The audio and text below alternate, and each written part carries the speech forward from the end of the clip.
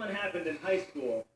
We had this teacher in high school whose kid went to our high school. His name was Mr. McNamara, and his son Jake McNamara went to our high school. He was a sophomore when I was a senior, so he was 2 years behind me. And Mr. McNamara was an asshole. And one weekend, he and his wife decided to leave town, which you should never do if you're an asshole. And Jake McNamara decided to throw a party at the teacher's house. Hooray! And everyone around town heard about it, and we all got up individually and thought, okay, let's go over there and destroy the place.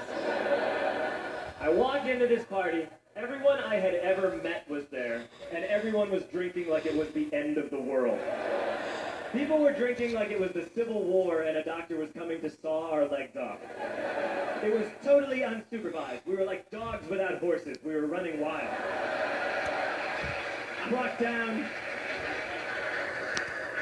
down to the basement. They had a pool table in the basement. One dude took a running start and threw his body onto the pool table and broke it in half. Another kid found out which room was Mr. McNamara's and went upstairs and took a shit on his computer.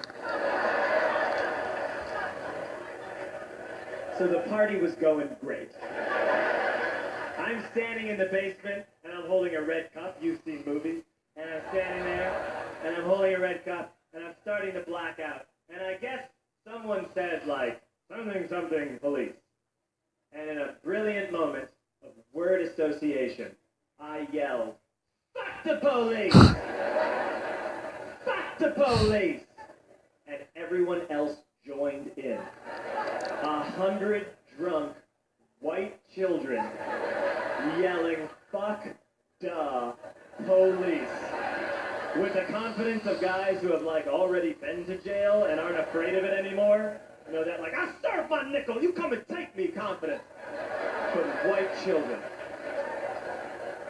The reason someone had said something police was because the police were there. So a Chicago police officer walked down the stairs and got to the bottom in the basement and looked out over a sea of drunk toddlers yelling, fuck the police, in his face. And he was almost impressed. He's like, and then he leaned into his walkie-talkie and went, get the paddy wagon. And my friend John, who is now a father, this man now has a baby, he grabbed a 40, smashed it on the ground and yelled, scatter! And everyone ran in a different direction. We all ran in different directions. It was like that scene in Ratatouille when the humans come in the kitchen and all the rats go in different ways.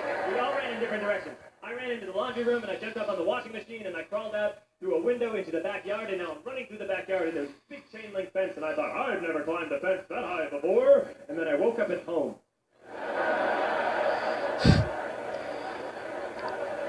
On Monday, I went to school because that's what we did back then.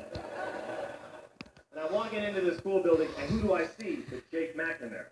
And he says to me, hey, were you at my party on Saturday? And I said, no, you know, like a liar. And he said things got really out of hand. Someone broke the pool table. Someone took a shit on my dad's computer. But the worst thing, he said, the worst thing is that someone stole these old antique photos of my grandmother, and my parents are freaking out about it. And I had that thought that only blackout drunks and Steve Urkel can have.